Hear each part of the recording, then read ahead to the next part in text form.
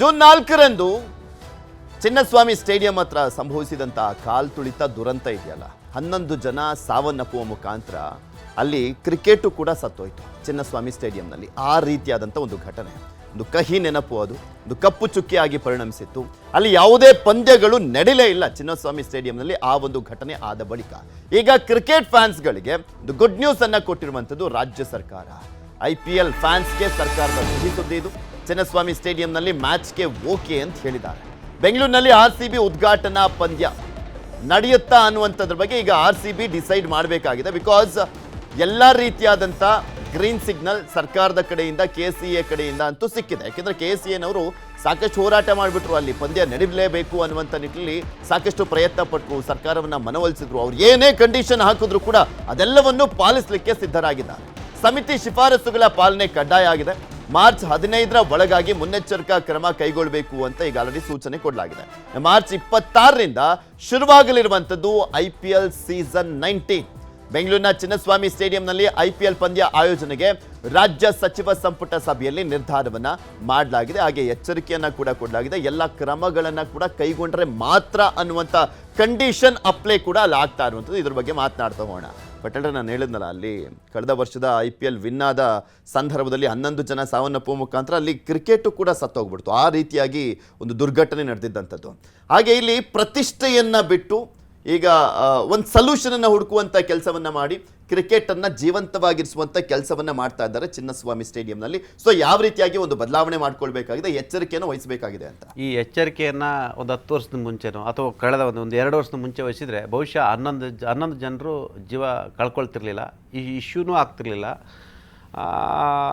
ಒಂದು ವ್ಯವಸ್ಥೆ ಅನ್ನೋದು ಯಾವ ಮಟ್ಟಕ್ಕಿದೆ ಅಂತ ಹೇಳಿದ್ರೆ, ಒಂದು ಲೇಜಿತನ, ಬೇಜವಾಬ್ದಾರಿತನ ಮತ್ತು ಏನು ಮಾಡಿದ್ರೆ ನಡೀತದೆ ಅನ್ನೋದಿದೆಯಲ್ಲ, ಅದಕ್ಕೆ ಇಂಥ ಉದಾಹರಣೆಗಳು ಸಾಕ್ಷಿ ಇರ್ತಕ್ಕಂಥದ್ದು. ಎಸ್, ಅಫ್ಕೋರ್ಸ್, ಈಗ ಒಂದು ವೇಳೆ ಚಿನ್ನಸ್ವಾಮಿ ಕರ್ನಾಟಕದಲ್ಲಿ ಅತಿ ಹೆಚ್ಚು ಕ್ರಿಕೆಟ್ ಪ್ರಿಯರ್ ಇರ್ತಕ್ಕಂಥದ್ದು ಮತ್ತು ಅತಿ ಹೆಚ್ಚು ನಾವು ನೋಡಿದ್ರೆ ಪಕ್ಕದ ಸ್ಟೇಟ್ಗಳು ನೋಡಿದ್ರೆ ಕರ್ನಾಟಕನೇ ಅತಿ ಹೆಚ್ಚು ರೆವಿನ್ಯೂ ಕೂಡ ಇರ್ತಕ್ಕಂಥದ್ದು ಕ್ರಿಕೆಟ್ ವಿಚಾರದಲ್ಲಿ ಇರ್ತಕ್ಕಂಥದ್ದು. ಆದರೆ ಸರ್ಕಾರ ನಡೆದುಕೊಂಡ ರೀತಿ, ಆ ಸಂಸ್ಥೆಗಳು ನಡೆದುಕೊಂಡ ರೀತಿ, ಇವೆಲ್ಲವೂ ಕೂಡ ನಮ್ಮ ಕಣ್ಮುಂದೆ ಇರ್ತಕ್ಕಂಥದ್ದು. ಒಂದು RCB ಅನ್ನೋ ಪ್ರೈವೇಟ್ ಫ್ರಾಂಚೈಸಿ ಎಲ್ಲೊಂದು ಕಡೆ ಪರೋಕ್ಷವಾಗಿ ಅವ್ರದ್ದು ಕೂಡ ತಪ್ಪಿರ್ತಕ್ಕಂಥದ್ದು. RCB ಅನ್ನೋ ಪ್ರೈವೇಟ್ ಫ್ರಾಂಚೈಸಿ ಇರ್ತಕ್ಕಂಥ ರಾತ್ರಿ ಅವರು ಕೂಡ ಈಗಾಯಿತು, ಸರ್ಕಾರ ಹೇಳಿದ ತಕ್ಷಣ ರಾತ್ರಿ ಅವರು ಸೆಲೆಬ್ರೇಷನ್ಗೆ ಬರ್ತಾರೆ ಅಂತ ಹೇಳಿದ್ರೆ ಅವ್ರಿಗೆ ಏನಂತ ಹೇಳ್ಬೇಕು, ಆಯಿತು ಅವರು ವಿರಾಟ್ ಕೊಹ್ಲಿ ಸಿಗಲ್ಲ ಮುಂದಿನ ದಿನಗಳಲ್ಲಿ, ಹಾಗಾಗಿ ಅರ್ಜೆಂಟಿಗೆ ಮಾಡಬೇಕು ಸರ್ಕಾರ ಹೇಳಿದಂತ ಒಪ್ಪಿದ್ದಾರೆ ಅಂತ ಹೇಳಿದ್ರೆ ಅವರು ಕೂಡ ಜವಾಬ್ದಾರಿ ಇಲ್ಲ ಅಂತ ಅರ್ಥ. ಇನ್ನು KCA ಕೂಡ ಜವಾಬ್ದಾರಿ ಇರ್ತಕ್ಕಂಥದ್ದು. ನಿಮಗೆ ಯಾವಾಗಲೂ ಕೂಡ ಕ್ರಿಕೆಟ್ ಮ್ಯಾಚ್ ನಡೆದ್ರೆ ಬೆಂಗಳೂರು ಮುಕ್ಕಾಲು ಭಾಗ ಬೆಂಗಳೂರು ಟ್ರಾಫಿಕ್ ಜಾಮ್ ಆಗುತ್ತೆ. ಅದು ಮತ್ತು ಇರ್ತಕ್ಕಂಥದ್ದು ಆರ್ಟ್ ಆಫ್ ದಿ ಸಿಟಿ ಅಂದರೆ ಹೃದಯ ಭಾಗದಲ್ಲಿ ಇರ್ತಕ್ಕಂಥದ್ದು. ಇದು ಕೂಡ ಇರ್ತಕ್ಕಂಥ ನಿಮಗೆ ಅರ್ಧ ಅಲ್ಲಿ ಜಾಮ್ ಆಗ್ತಕ್ಕಂಥದ್ದು ಟ್ರಾಫಿಕ್ಕಿಂದಲೇ ಆಗ್ತಕ್ಕಂಥದ್ದು. ಆಮೇಲೆ ಜನ ನುಗ್ತಾರೆ. ನಿಮಗೆ ಟಿಕೆಟ್ ಇದೆಯಲ್ಲ, RCB ಪ್ರತಿ ಚಿನ್ನಸ್ವಾಮಿ ಕ್ರೀಡಾಂಗಣದಲ್ಲಿ ನಡ್ತಕ್ಕಂಥ, ಅದು ಇಂಡಿಯಾ ಪಾಕಿಸ್ತಾನ ಇರ್ಬೋದು ಅಥವಾ IPL ಮ್ಯಾಚ್ ಇರ್ಬೋದು, ನಿಮಗೆ ಗೊತ್ತಿರಲಿ, ಅದೊಂದು ಅತಿ ದೊಡ್ಡ ದಂಧೆ. ಪೊಲೀಸರಿಗೂ ಗೊತ್ತು, ಸರ್ಕಾರಕ್ಕೂ ಗೊತ್ತು, RCBಗೆ ಗೊತ್ತು, KCA ಗೊತ್ತು. ಇದನ್ನು ಯಾರು ಮಟ್ಟ ಹಾಕೋರು? ಟಿಕೆಟ್ ಅನ್ನೋ ಒಂದು ಅತಿ ದೊಡ್ಡ ದಂಧೆಯನ್ನು ಅಲ್ಲಿರ್ತಕ್ಕಂಥ ಪೊಲೀಸರೇ ಅದಕ್ಕೆ ಇಂಡೈರೆಕ್ಟ್ಲಿ ಸಪೋರ್ಟ್ ಮಾಡ್ತಾರೆ. ಯಾಕಂತ ಹೇಳಿದ್ರೆ RCB ಹತ್ರ ಒಂದು 200 ಟಿಕೆಟ್ ತೊಗೊಂಡಿರ್ತಾರೆ. ಅವ್ರ ಫ್ರೆಂಡ್ಸಿಗೆ, ಅವ್ರ ಫ್ಯಾಮಿಲಿಗೆ, ಅವ್ರಿಗೆ ಬೇಕಾದ ಆಫೀಸರ್ಸ್ಗಳಿಗೆ, ಅವರ ರಿಲೇಟಿವ್ಸ್ಗೆ, ಅವ್ರ ಸ್ನೇಹಿತರಿಗೆ ಮತ್ತು ತುಂಬ ಜನಕ್ಕೆ ಕೊಡಬೇಕಾಗಿರುತ್ತೆ. ಈ ಕಾರಣಕ್ಕಾಗಿ ಒಂದಷ್ಟು ಅವರಿಗೆ ಲೂಸ್ ಬಿಟ್ಟಿರ್ತಾರೆ. ಅವರು ನೀವೇನೋ ಮಾಡ್ತಾರಂತೇಳಿ ಲೂಸ್ ಬಿಟ್ಟಿರ್ತಾರೆ. ಆಮೇಲೆ ನಿಮಗೆ ನಿಜವಾಗ್ಲೂ ಕೆಲವರಿಗೆ ಪಾಪ ಕ್ರಿಕೆಟ್ ನೋಡೋಂಥವ್ರಿಗೆ ಟಿಕೆಟ್ ಸಿಗಲ್ಲ. ಅತಿ ಹೆಚ್ಚು ವ್ಯಾಪಾರ ಆಗೋದು ಬ್ಲ್ಯಾಕ್ ಟಿಕೆಟ್ಗಳಿಗೆ ಅತಿ ಹೆಚ್ಚು ಬೆಲೆ ಇರ್ತಕ್ಕಂಥದ್ದು. ಇವೆಲ್ಲವನ್ನೂ ನಿಗ್ರಹಿಸಬೇಕು. ಇಷ್ಟು ದಿವಸ ಗೇಟ್ ಎಲ್ಲ ಚಿಕ್ಕ ಗೇಟ್ಗಳಿದೆ, ಈಗ ಸ್ವಲ್ಪ ಅಗಲ ಮಾಡಬೇಕಂತ ಸೂಚನೆ ಮಾಡಿರ್ತಕ್ಕಂಥದ್ದು. ಮತ್ತು ಆ್ಯಂಬುಲೆನ್ಸ್ನ ಇಡಬೇಕು, ಆಮೇಲೆ ಫೈರ್ ಎಂಜಿನನ್ನು ಇಡಬೇಕು, ಮತ್ತು ಹೌದು, ಮತ್ತು ಪೊಲೀಸ್ ಅಷ್ಟೇ ಅಲ್ಲ, ನೀವು ಖಾಸಗಿ ಪ್ರೈವೇಟ್ ಸೆಕ್ಯೂರಿಟಿನೂ ಕೂಡ ನೀವು ಇಟ್ಕೋಬೇಕು. ಮತ್ತು ಪಾರ್ಕಿಂಗ್ ಮೇಯ್ನ್ ಪ್ರಾಬ್ಲಮ್ ಆಗಿರ್ತಕ್ಕಂಥದ್ದು ಪಾರ್ಕಿಂಗ್ ಸಮಸ್ಯೆ. ಆ ಪಾರ್ಕಿಂಗ್ ಸಮಸ್ಯೆನ ಬಗೆಹರಿಸಬೇಕು.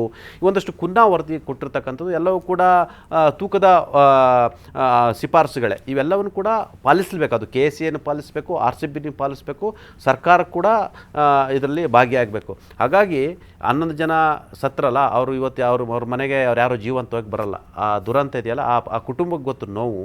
ಇದಕ್ಕೆ ಯಾರೆಲ್ಲ ಹೊಣೆ?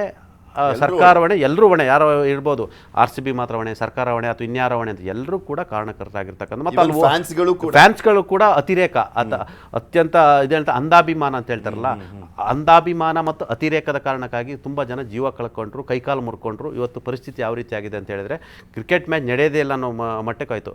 ಅಫ್ಕೋರ್ಸ್ ಕುನ್ನಾ ಅವರು ಸ್ವಲ್ಪ ಕ್ರೆಡಿಬಲ್ ಇರ್ತಕ್ಕಂಥ ಅವರು ರಿಟೈರ್ಡ್ ಜಡ್ಜು, ಅವ್ರು ಕೊಟ್ಟಿರ್ತಕ್ಕಂಥ ವರದಿಯಲ್ಲಿ ಕೊಟ್ಟಿದ್ದಾರೆ. ಯಾಕಂದರೆ ಪಾರದರ್ಶಕತೆ ಇರಬೇಕಂತ ಹೇಳಿ ಟಿಕೆಟ್ ಮೊದಲನೇದೇ ಹೇಳಿದ್ದಾರೆ, ಟಿಕೆಟ್ ನಿರ್ವಹಣೆಯಲ್ಲಿ ಪಾರದರ್ಶಕತೆ ಇರಬೇಕು, ಸ್ಟೇಡಿಯಂಗೆ ನಿಮಗೆ ಇನ್ಫ್ರಾಸ್ಟ್ರಕ್ಚರ್ ಇರಬೇಕು, ಅಗ್ನಿ ಸುರಕ್ಷತೆ ಕ್ರಮಗಳನ್ನು ನೀವು ಪೂರ್ಣಗೊಳಿಸಬೇಕು, ಜೊತೆಗೆ ಪ್ರಮುಖವಾಗಿ ಕ್ರೀಡಾಂಗಣ ಬಳಿ ಪ್ರಮುಖವಾಗಿ ಪಾರ್ಕಿಂಗ್ ವ್ಯವಸ್ಥೆಯನ್ನು ನೀವು ಸುತ್ತಮುತ್ತ ಮಾಡಬೇಕು, ಒಂದಷ್ಟು ಮತ್ತು ಪೊಲೀಸ್ ಮತ್ತು ಖಾಸಗಿ ಭದ್ರತಾ ಸಿಬ್ಬಂದಿಗಳನ್ನು ನಿಯೋಜನೆ ಮಾಡಬೇಕು. ಇವೆಲ್ಲವೂ ಕೂಡ ಕೊಟ್ಟಿರ್ತಕ್ಕಂಥದ್ದು ಕೂಡ ಒಂದು ಕೂಡ ವ್ಯಾಲಿಡ್ ಶಿಫಾರಸುಗಳೇ. ಪ್ರಮುಖವಾಗಿ ಅವರು ಆ್ಯಂಬುಲೆನ್ಸ್ ಹೇಳಿದ್ದಾರೆ, ಜೊತೆಗೆ ಅಲ್ಲಿ ಫಸ್ಟ್ ಏಡ್ಗೆ ನೀವು ತಯಾರು ಮಾಡಬೇಕು ಅಂತ ಹೇಳಿರ್ತಕ್ಕಂಥದ್ದು. ಇವೆಲ್ಲವನ್ನು ಕೂಡ ಮಾಡಿದರೆ ಮ್ಯಾಚನ್ನು ನಡೆಸಬೇಕು. ಬಟ್ ಸರ್ಕಾರ ಕೂಡ ಅಂತಿಮವಾಗಿ ಎಲ್ಲೊಂದು ಕಡೆ ಮ್ಯಾಚ್ ನಡೆಯಲ್ಲ ಅಂತ ಹೇಳಿದ್ರು.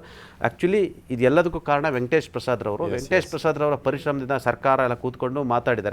ಬಹುಶಃ ಇಲ್ಲೆಲ್ಲರೂ ಕೂಡ ಜೀವ ಉಳಿಸೋಕ್ಕಾಗಿ ಮತ್ತು ಮನರಂಜನೆಗಾಗಿ ಮ್ಯಾಚನ್ನ ಜೀವಂತಿಕೆಗಾಗಿ ಅದನ್ನ ನಡೆಸಲೇಬೇಕಾಗಿತ್ತು. ಒಂದು ವೇಳೆ ನಡೆಸಲಿಲ್ಲ ಅಂದರೆ ನಮ್ಮ ಕರ್ನಾಟಕಕ್ಕೂ ಮರ್ಯಾದೆ ಪ್ರಶ್ನೆ, RCBಗೂ ಮರ್ಯಾದೆ ಪ್ರಶ್ನೆ, KCಗೆ ಮರ್ಯಾದೆ ಪ್ರಶ್ನೆ, ಸರ್ಕಾರಕ್ಕೆ ಕೂಡ ಮರ್ಯಾದೆ ಪ್ರಶ್ನೆ. ಅದು ಒಂದು ಮ್ಯಾಚ್ ಸದ್ಯ ಪ್ರತಿಷ್ಠೆ ಎಲ್ಲವನ್ನೂ ಕೂಡ ಪಕ್ಕಕ್ಕಿಟ್ಟು ಪರಿಹಾರವನ್ನು ಹುಡುಕುವಂತ ಕೆಲಸವನ್ನ ಮಾಡಿ ಕ್ರಿಕೆಟ್ ಆಡಿಸ್ಲಿಕ್ಕೆ ಮುಂದಾದ್ರಲ್ಲ ಅಂತ. Yes, of course.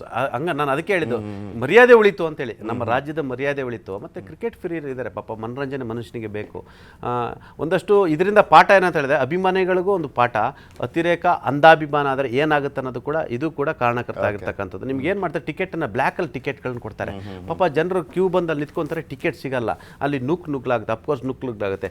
ನಿಜವಾಗ್ಲೂ ಕೂಡ ಇದು ಯಾರು ಕಂಟ್ರೋಲ್ ಇರುತ್ತೆ, ಇದು ಪೊಲೀಸ್ ಕಂಟ್ರೋಲ್ ಇರುತ್ತೆ. ಪೊಲೀಸರು 200 ಟಿಕೆಟ್ ತಗೊಂಡು ನೀವೊಂದು 1000 ಟಿಕೆಟ್ ಬ್ಲ್ಯಾಕಲ್ಲಿ ಮಾಡ್ಕೊಂಡು ಅಥವಾ 2000 ಟಿಕೆಟ್ ಬ್ಲ್ಯಾಕಲ್ಲಿ ಬಿಟ್ಟರೆ ಏನಾಗುತ್ತೆ ಸರ್? ಪಾಪ ಯಾರೋ ಕ್ರಿಕೆಟ್ ನೋಡಿ, ಯಾರೋ ಬಡವ, ಯಾರೋ ದುಡ್ಡಿರೋನು ಪರ್ಚೇಸ್ ಮಾಡ್ತಾನೆ, ಬ್ಲ್ಯಾಕಲ್ಲಿ ತಗೊತಾನೆ, ಇನ್ಫ್ಲುಯೆನ್ಸ್ ಇರೋನು ಪೊಲೀಸ್ ಹತ್ರ ಇಸ್ಕೊತಾನೆ, RCB ಹತ್ರ ಇಸ್ಕೊತಾನೆ, KC ಹತ್ರ ಇಸ್ಕೊತಾನೆ, ಎಲ್ಲ ಹತ್ರ ಇಸ್ಕೊತಾನೆ. ಯಾರೋ ಕ್ರಿಕೆಟ್ ನೋಡ್ಬೇಕಂತ ಯಾರೋ ಬಡವ ಬಂದನೆ ಏನು ಮಾಡಿದ್ರೆ ಅವ್ನು ಕ್ಯೂವಲ್ಲಿ ಇಟ್ಕೊಂಡು ಟಿಕೆಟನ್ನು ಕೊಡಲೇಬೇಕು. ಟಿಕೆಟ್ ಇಲ್ಲ ಅಂತ ಹೇಳಿದ್ರೆ ಅರ್ಥ ಏನು ಅಂದರೆ ಅದು ಬ್ಲ್ಯಾಕ್ ಟಿಕೆಟ್ ಅಂತ.